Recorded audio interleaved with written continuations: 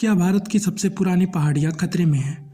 क्या अरावली को बचाने का दावा किया जा रहा है या धीरे धीरे उसका दायरा कम किया जा रहा है? नमस्कार दोस्तों, आज हम बात करेंगे अरावली पर्वत श्रृंखला के उस विवाद की जिसने कोर्ट, सरकार और पर्यावरणवादियों को आमने सामने ला दिया है। अरावली भारत की पुरानी पर्वत श्रृंखला है जो राजस्थान से लेकर दिल्ली, हरियाणा और गुजरात तक फैली है। अरावली रेगिस्तान को फैलने से रोकती है, ग्राउंड वाटर का सबसे बड़ा रिचार्ज सिस्टम मानी जाती है, दिल्ली एनसीआर के लिए ग्रीन लंग्स है, मौसम और जलवायु में संतुलन बनाए रखती है। मतलब अरावली कमज़ोर हुई तो उसका असर सीधे पानी, हवा और मौसम पर पड़ेगा। अरावली पर्वतमाला की असली विवाद इसकी परिभाषा से है। 2002 में राजस्थान सरकार ने रिचर्ड मर्फी लैंडफॉर्म क्लासिफिकेशन के आधार पर ये बोला था कि 100 मीटर से ऊपर वाली हिल्स अरावली हैं और वहाँ पर माइनिंग प्रोहिबिटेड होगी। इसी को आधार बनाकर और 3 राज्य की सरकारें भी चलती थी। मतलब पहले कोई तरीका ही नहीं था जो अरावली को अच्छे से डिफाइन करे। अब नई परिभाषा जो सुप्रीम कोर्ट ने दिया है उसके अनुसार सिर्फ वही पहाड़ियाँ अरावली मानी जाएंगी जो आसपास की ज़मीन से 100 मीटर या उससे ज़्यादा ऊंची हैं। जी नहीं, यहीं पर आता है 500 मीटर रूल। किसी 2 अरावली हिल्स जो 100 मीटर से ऊपर है और उनके बीच की डिस्टेंस कम से कम 500 मीटर है तो उस रीजन में मौजूद सभी पहाड़ियाँ सुरक्षित रहेंगी। ये कोर्ट ने जोड़ा है, पहले ऐसा कुछ भी नहीं था।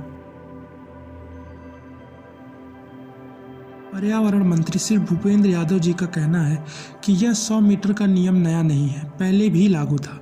इसे तो बस सुप्रीम कोर्ट ने मान्यता दी और अरावली की सुरक्षा कम नहीं हुई है। लोगों ने एक कंफ्यूजन खड़ा कर दिया कि 100 मीटर का अर्थ होगा टॉप के 100 मीटर। ऐसा नहीं है। उसका जो बेस स्ट्रक्चर है, जो पर्वत का बेस स्ट्रक्चर है, अगर वो जमीन के अंदर भी 20 मीटर है, वहां से लेके 100 मीटर तक प्रोटेक्ट। और अगर एक पहाड़ी और दूसरी पहाड़ी के बीच में 500 मीटर का गैप है तो वो जमीन भी अरावली रेंज मानी जाएगी। इस डेफिनेशन के आने के बाद 90% से ज्यादा एरिया प्रोटेक्टेड एरिया में आ गया। सुप्रीम कोर्ट ने साफ कहा है कि जब तक वैज्ञानिक माइनिंग प्लान नहीं बनेगा, नई अंतिम अनुमति नहीं दी जाएगी। पर्यावरण विशेषज्ञों की चिंता अलग है। उनका कहना है कि छोटी पहाड़ियां भी भूजल रिचार्ज करती हैं, धूल भरी आंधियों को रोकती हैं और पूरे इकोसिस्टम की नींव होती हैं।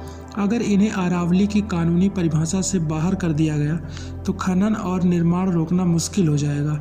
दिल्ली एनसीआर में प्रदूषण और जल संकट बढ़ सकता है। इस बात से मैं भी एग्री करता हूँ। वाटर स्कार्सिटी से अरावली ही बचाता है। 1995 से 2010 गुरुग्राम फरीदाबाद वाटर क्राइसिस के दौरान 80% पानी इसी अरावली से मिला था।